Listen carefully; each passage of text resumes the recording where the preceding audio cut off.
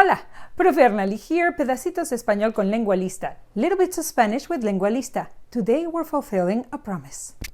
Watch.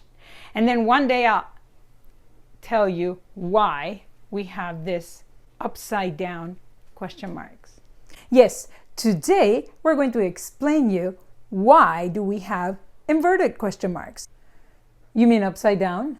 Yes, upside down, inverted, cabeza abajo, boca abajo, al revés.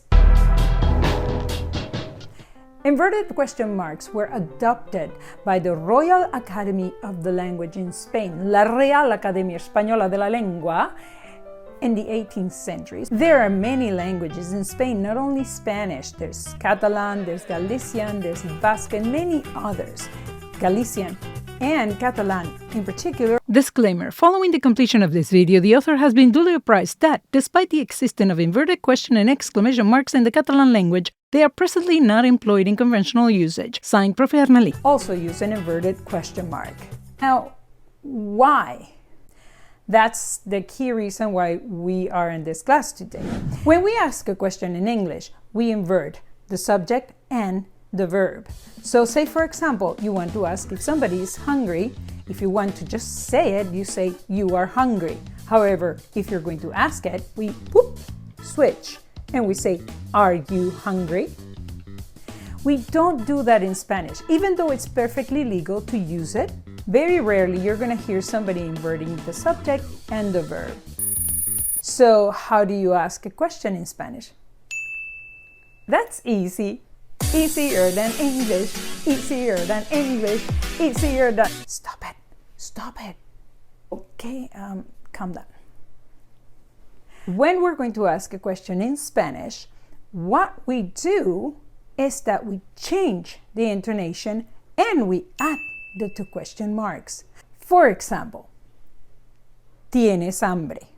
Tienes hambre means you are hungry. However, if we say, ¿tienes hambre? That is a question. See, ¿tienes hambre? ¿Tienes hambre? Is exactly the same words, but one changes the intonation and has the question marks. Well then, what's the question mark for? That's okay when the question is on its own. However, if you have a longer sentence, if you're saying, for example, it is 3 o'clock in the afternoon, you are hungry, or are you hungry? Then things change because you wouldn't know where to start the question, would you? Listen to this. Son las 3 de la tarde, ¿tienes hambre? Or, son las 3 de la tarde, ¿tienes hambre? If you're talking, that's not a problem, but if you're reading, it is. How do you know there's a question? Ding! Exactly. That's when you need the question mark. You need to know where the question starts so you can change your intonation when you're reading. Same thing happens if you're using an exclamation mark. Get it? Easy, isn't it? Much easier than English. Let's recap then.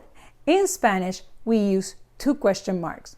The regular question mark that we use in English and an inverted question mark that we use in order to signal when the question is starting. Why? Because in Spanish, it's really easy to ask questions and we just take the sentence and change the intonation. If you like this lesson and you're serious about learning Spanish, please visit Lengualista.com. Lengualista.com, you can find my courses, you can find my lessons, you can find my videos and all the information. You can also visit my YouTube channel and keep watching these videos as much as you want. Thank you so much. Muchas gracias. Nos vemos.